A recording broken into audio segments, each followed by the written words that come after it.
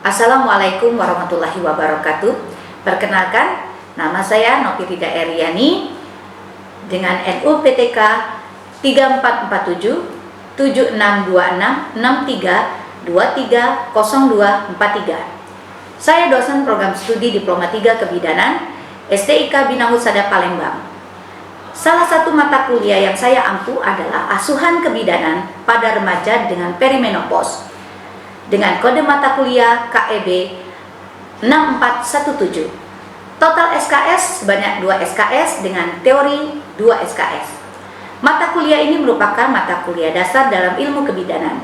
Diajarkan kepada mahasiswa tingkat 2 semester 4. Pada kesempatan ini, saya akan mengajar di pertemuan ke-10 dengan materi evidence based terkait asuhan pada remaja. Deskripsi mata kuliah asuhan kebidanan pada remaja dan perimenopause di pertemuan ke-10 dengan materi evidence based terkait asuhan pada remaja dengan bahan kajian penata laksanaan dan edukasi pada remaja dengan dysmenorrhea. Diharapkan setelah mempelajari mata kuliah ini, mahasiswa mampu untuk memahami siklus menstruasi remaja yang terdiri dari mahasiswa memiliki kemampuan untuk mengetahui definisi dysmenorrhea. Yang kedua, mengetahui epidemiologi dysmenorrhea. Yang ketiga, mengetahui patofisiologi dysmenorrhea. Yang keempat, mengetahui gejala klinis dysmenorrhea. Yang kelima, memahami penata laksanaan dysmenorrhea.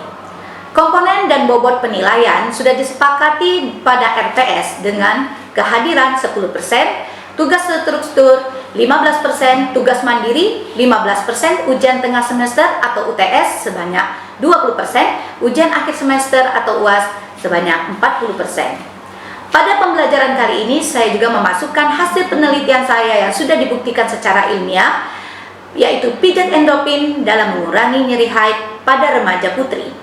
Pijat endorfin merupakan salah satu bentuk terapi non-farmakologis yang relatif mudah diterapkan tanpa efek samping dan sesuai untuk diterapkan di kalangan remaja yang mengalami nyeri dysmenorrhea.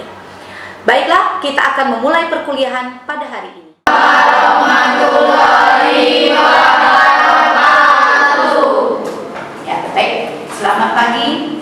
Pagi, Bu. Apa kabar semuanya? Baik. Sehat ya? Hari ini ya, alhamdulillah kita ucapkan puji syukur ya atas anugerah ya dan nikmat karunia dari Allah Subhanahu wa taala sehingga kita dapat berkumpul hari ini untuk pertemuan materi kita yang ke-10 ya, yaitu tentang evidence based asuhan kebidanan terkait. Kita nanti akan mereview juga ya pertemuan sebelumnya ya tentang evidence based juga kan ya. Baik, sebelum kita memulai materi hari ini ya, ada baiknya kita berdoa dulu ya untuk ketua tingkatnya. Silakan. Kita membaca doa terlebih dahulu menurut agama dan kepercayaan masing-masing. Doa dimulai. Berdoa selesai. Baik, untuk tambah lebih semangat lagi ya, silakan yel-yel dari kampus STIK Bina Husadanya, boleh? Perhatian. Salam Bina Husada. Bina Husada Raude. Budi utama Bina Husada. Visioner, jujur, peduli, disiplin, yes. Ya, alhamdulillah semangat sekali ya. Nah, sebelum kita memulai materi ya, Ibu mau tahu dulu ya untuk kehadirannya, apakah semuanya hari ini masuk atau ada yang bergejala akhir ya, misalnya sakit atau izin, boleh nanti disebutkan ya. Bayan Widya Ariantika hadir Bu. Oke. Iis Sarika Hadir Bu. Hafsah Hadir Bu. Yedi Purnamasari Hadir Bu. Rinda Hadir Bu. Utami Putri Hastuti Hadir Bu. Nadia Forenza Hadir Bu. Adelia Paramita Hadir Bu. Anjeli Hadir Bu. Aswatun Dwi Hanifah Hadir Bu. Sarisa Putri Wulandari, Hadir Bu. Yesi Elisa, Hadir Bu. Putri Ayu Pertiwi, Hadir Bu. Yana Puspitasari, Hadir Bu. Yohana. Hadir Bu. Ya, alhamdulillah ya. Baik, kita langsung saja ya. Sebelum memulai perkuliahan hari ini, pertemuan ke-10 ya, pada materi asuhan kesehatan ya, reproduksi remaja dan perimenopause ya. Kita masuk ke pertemuan 10 ya. Ya, asuhan kebidanan pada remaja yang terkait terdampak pada apa? Ada yang tahu? Saya Bu. Iya, kami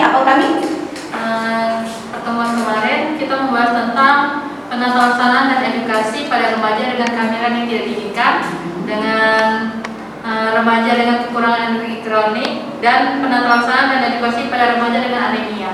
ya. Jadi kemarin kita sudah ada ya materi-materi pertemuan sebelumnya. Yang pertama itu ada kehamilan yang tidak diinginkan, ya, kemudian ada kekurangan energi kronik, ya, dan juga anemia, ya. Nah sekarang kita akan masuk ke evidence based asuhan remaja, ya, terkait untuk kesehatan reproduksinya, ya. Salah satunya nanti kita akan mempelajari mengenai masa. Kita ketahui dulu karakteristik remaja, ya. Remaja berada dalam rentang usia 10 sampai 19 tahun, ya. Jadi kalau kalian sekarang usia 18 tahun masih termasuk remaja kan? Masih, ya, remaja, ya. Oke. Mereka mengalami transisi fisik yang signifikan, ya. Perubahan hormonal menyebabkan perkembangan seksual sekunder, ya. Ini membuat mereka rentan terhadap masalah kesehatan reproduksi, ya.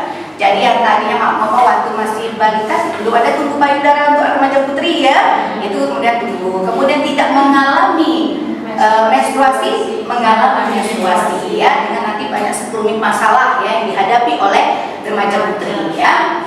Kemudian ada risiko kesehatan juga, ya.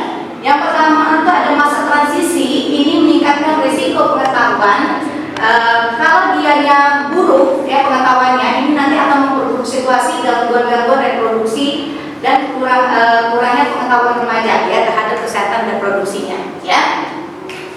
Remaja nanti sering malu untuk mencari bantuan sehingga mereka nanti cenderung menyembunyikan masalah kesehatan reproduksi. Ini ya.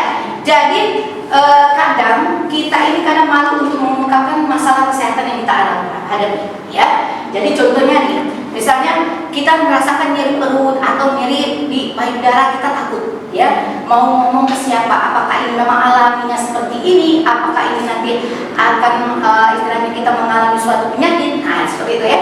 Jadi kadang kejujuran itu ditutup-tutupi oleh kita sendiri, ya. Mengalami nggak? Mengalami, ya. Ibu juga seperti itu, ya. Waktu remaja suka malu, ya. Nah malu itu yang cenderung akan mengakibatkan tertutupnya informasi dari luar, ya, karena kita tidak mau menceritakan masalah kita, ya, terutama mungkin pada orang tua dulu, ya, tentu kemudian nanti pada tenaga kesehatan tentunya apalagi, ya. Nah, bukan ingin mencari, ya, harusnya kita mencari, ya, mencari informasi mengenai keadaan kita, ya. Oke, kita lanjut, ya. Nah, dari yang tidak tahu mengenai kesehatan reproduksinya menjadi tahu dengan mungkin nanti adanya pembunuhan, ya, atau pendidikan kesehatan yang akan diberikan, ya, oleh petugas kesehatan ataupun ada di sekolah-sekolah terkait, ya, terutama kan masa remaja ini masa-masanya SMP, SMA gitu, ya. Mungkin di sekolah nanti kita bisa kerjasama, ya, dengan petugas kesehatan atau misalnya dokter, ya, untuk memberikan penyuluhan. Kemudian efisiensi asuhan, ya. Pendekatan berbasis bukti meningkatkan efisiensi pelayanan, remaja mendapatkan penanganan tepat sejak awal, ya. Jadi dengan adanya evidence di sini diharapkan juga itu, ya, kita juga bisa melakukan deteksi dini, ya, kalau adanya kelainan, ya, atau penyakit, ya. Kemudian metode kompatibel, ya, pemilihan metode penanganan disesuaikan dengan kebutuhan remaja, ini meningkatkan kepatuhan terhadap pengobatan, ya. Nah ini nanti, ya, diharapkan, ya, jadi dengan adanya kita dapat dengan adanya penelitian atau penemuan metode penanganan, ya.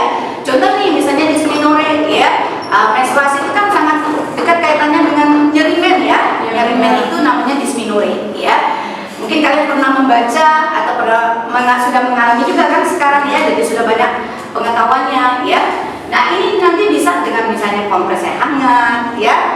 tidak harus melulu dengan obat-obatan kimia atau medis ya. Nah, bisa dengan kompres air hangat, atau kemudian ada nanti juga terkait penelitian itu juga ada bincang endorfin ya.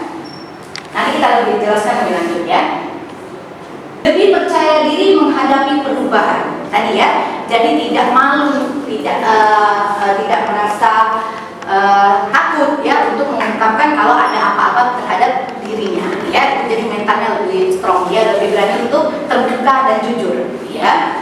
Kemudian adaptasi sosial, pola demokratis mendorong keterampilan sosial ya secara positif, dan studi menunjukkan penurunan perilaku yang beresiko ya. Jadi demokratis dalam pola asuh orang tua juga itu dapat memicu anak menjadi lebih terbuka ya, sehingga nanti penurunan dari sifat-sifat sosial yang buruk atau seperti pendiam ya, introvert dan segala macam itu bisa terkurangi ya.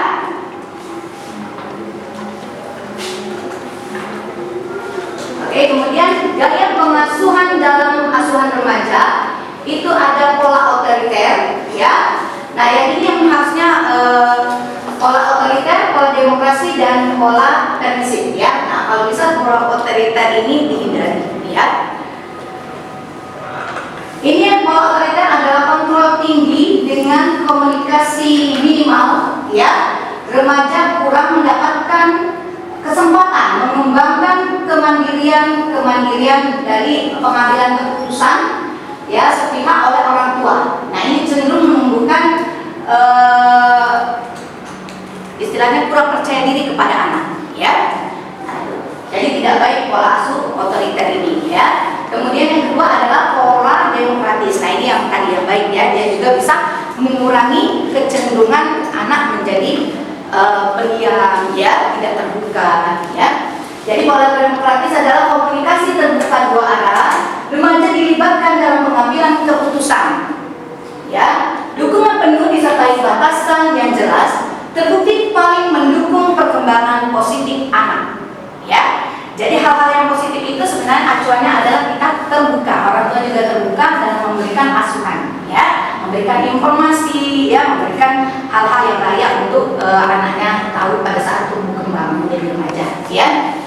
Kalau pola permisif adalah minim aturan dan batasan, orang tua cenderung membebaskan semua pilihan remaja ya, sehingga kurang struktur dan konsistensi, dapat menyebabkan kebingungan identitas pada remaja yang sedang tumbuh kembang ya. Jadi ini yang ngomong itu juga sebaiknya ditinggalkan ya, pola asuh daripada permisif ya. Lanjut ya. Nah, pada remaja ini ya, apalagi di kita asuhan kebidanan ya, ini sama. Ini juga nanti biasanya kadang-kadang banyak sekali maaf ngomong itu konseling ya, banyak sekali nanti ada mereka bertanya mengenai keadaannya, apalagi menstruasi ya. Nah, menstruasi ini yang pertama yang perlu kita tahu itu adalah menas ya. Menas, apa itu menas? Ada yang nggak tahu kan? Sebelumnya Ibu udah kasih tahu ya, nanti pertemuan berikutnya kita nanti ada evidence based asuhan kebidanan pada remaja ya, pada remaja. Ada yang tahu? Ya, silakan. Siapa dia namanya? Aswatu ya. Silakan Aswatu. Menas adalah mens pertama kali yang terjadi pada remaja putri, didapatkan pada usia 10 sampai 15 tahun. Ya, betul sekali ya. Jadi menas itu ya biasanya adalah menstruasi yang didapat ya saat pertama kali atau yang dialami pertama kali oleh remaja putri ya. Nah, biasanya di usia berapa? 10 sampai 15 tahun, 16 tahun ya, dari referensi yang kita dapatkan ya. Nah, ini menandai kalau dia sudah terjadinya menstruasi ya, didapatkan menas pertama kalinya ya pada usia itu, misalnya pada usia 12 tahun ya. 11 tahun itu sudah menandai kematangan organ reproduksi putri tadi ya, atau remaja putri tadi ya. Setelah menas ya, pertama yang kedua adalah kondisi fase dari fase folikuler ya. Terjadi pelepasan hormon, follicle stimulating hormon ya. Ini dia akan merangsang untuk ovarium nanti menghasilkan hormon estrogen dan progesteron ya. FSH ini folikel dalam ovarium itu mulai berkembang ya. Kemudian ada fase ovulasi ya. Sel telur matang itu dilepaskan dari ovarium. Ini terjadi pada siklus hari ke-14 ya. Nah, kemudian ada fase luteal. Nah, fase ovulasi ini juga adalah masa subur kata orang ya. Jadi fase ovulasi ini yang misalnya kalau terjadinya itu ada aktivitas seksual, ini bisa terjadi kehamilan ya. Oke, yang keempat ada fase luteal ya. Itu korpus luteum memproduksi progesteron ya. Progesteron ini melapisi rahim menempat untuk terjadinya implantasi ya.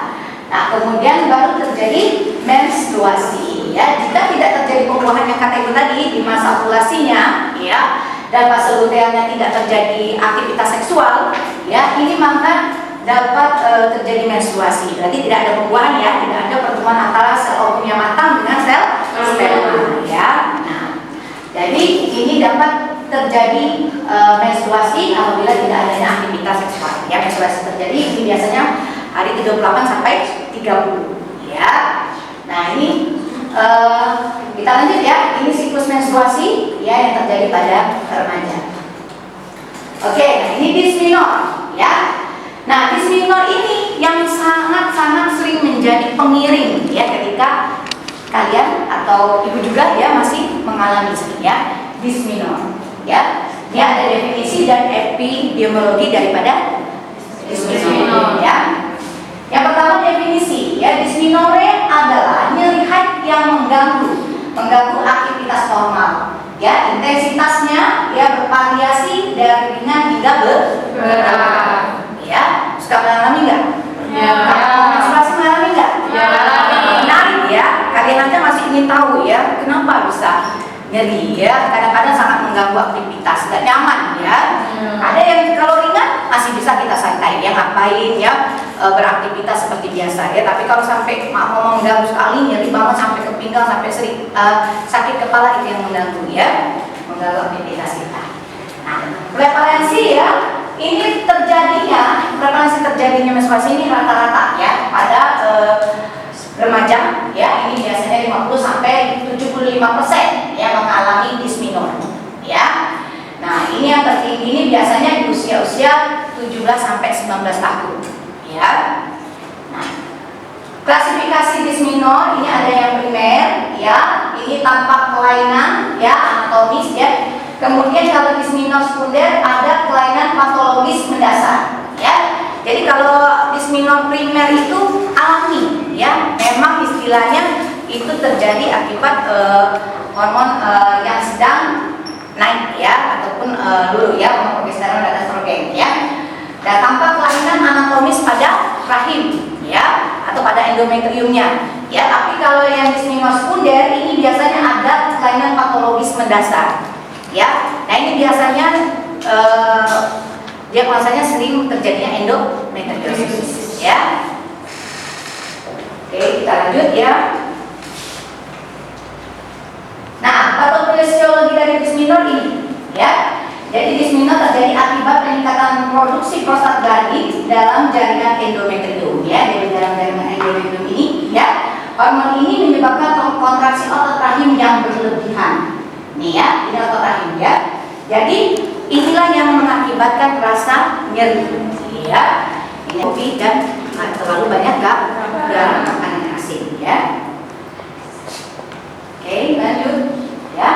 Nah, ini penata laksanaan tadi ya, sebenarnya secara nah, ini penelitian yang ibu lakukan ya. Apabila kalau kalian mau mengakses boleh nanti di sini ya, boleh dicatat ya. Jadi ibu melakukan penelitian endocrine message therapy for dysmenorrhea ya in adolescent girl ya at Takwa High School Palembang ya. Nah, temuan ini memberikan gambaran bahwa pijat endorfin dapat menjadi intervensi efektif ya dalam mengurangi nyeri disminor pada remaja ya.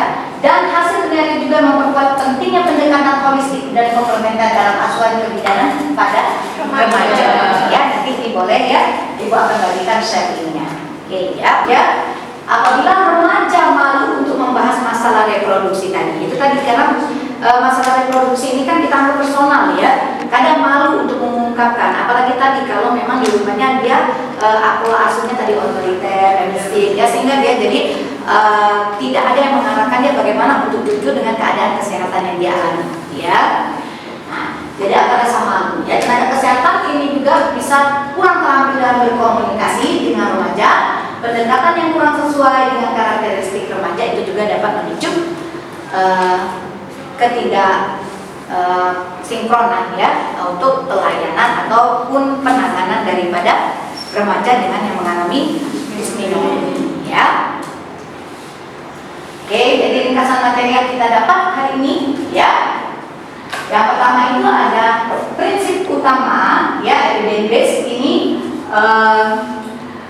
manajemen kualitas ya, aktivitas dan keamanan asuhan ya, setiap intervensi harus berdasarkan bukti-bukti ilmiah ya. Ada juga pendekatan ya, kombinasi farmakologis dan non farmakologis memberikan hasil optimal pertimbangan aspek fisik dan psikologis remaja ya.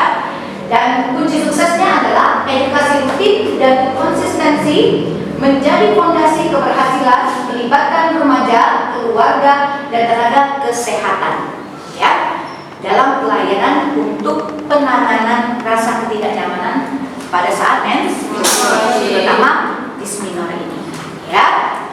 Baik, sampai di sini kira-kira ada yang mau ditanyakan nggak? Ada yang mau bertanya? Ya. Ibu, perkenalkan saya Monia. Izin bertanya mengenai apa sih perbedaan dysmenorrhea dengan endometriosis? Oh, dysmenorrhea dan endometriosis. Oke ya. Sebenarnya kalau dibilang sama nggak? Sama, itu semua ketidaknyamanan ya. Ketidaknyamanan, tapi ada dua keadaan yang berbeda. Kalau dysmenorrhea ini lebih alami ya. Jadi dia tidak terlalu mengganggu aktivitas, tadi sudah Ibu jelaskan ya. Pada slide yang pertama itu kalau dysmenorrhea dia biasanya tipe gejalanya 1 sampai 2 hari 1-2 hari sebelum terjadinya menstruasi, rasa sakitnya juga atau nyerinya skala yang masih tidak mengganggu aktivitas ya, skalanya masih nyeri yang ringan ya, ataupun sampai ke sedang saja. Jadi dia tidak mengganggu dan juga tidak ada keabnormalan pada organ reproduksinya pada rahimnya ya. Nah, kalau endometriosis itu tadi ya, dia jadi seperti dysmenorrhea sekunder tadi ya. Dia sudah ada mengalami keabnormalitasan terhadap organ reproduksi wanitanya ya, rahimnya tadi pada terjadi penebalannya endometrium, sehingga otot-otot endometriumnya itu nanti ada terjadi penebalan ya, dan itu nanti bisa gejala nyerinya itu lebih berat ya. Dia sampai maaf tadi yang bisa mengganggu aktivitas ya, sampai bisa sakit kepala atau pendarahan di luar siklus menstruasi itu bisa terjadi ya. Nyerinya itu skalanya sudah sampai ke berat. Tidak maaf ngomong itu sampai nggak bisa dibawa aktivitas ya, sampai maaf ngomong bisa menyebabkan pingsan kalau bagian tidak kuat ya. Skala nyeri orang kan berbeda-beda ya. Nah, itu bisa terjadi juga nyeri pak sampai ke punggung ya, dari punggung sampai ke nyeri panggul ya belakang. Nah itu ya. Nah itu sebaiknya apa? Sebaiknya dilakukan pemeriksaan lebih lanjut ya. Jadi langsung saja ke petugas kesehatan atau ke dokter ya, langsung diperiksakan ya. Dan takutnya diagnosanya tadi adalah terjadinya endometriosis ya. Oke, ada lagi? Kira-kira Pak yang udah jelas belum? Apa yang dijelaskan jelas ya. Jadi endometriosis itu sudah mengganggu aktivitas ya. Jadi gejalanya juga sudah nyerinya itu skalanya sudah berat ya. Oke, kalau untuk yang lain ada lagi yang mau ditanyakan? Ya, siapa nih? Iis ya. Izin bertanya Bu, untuk dysmenorrhea primer itu seperti apa ya?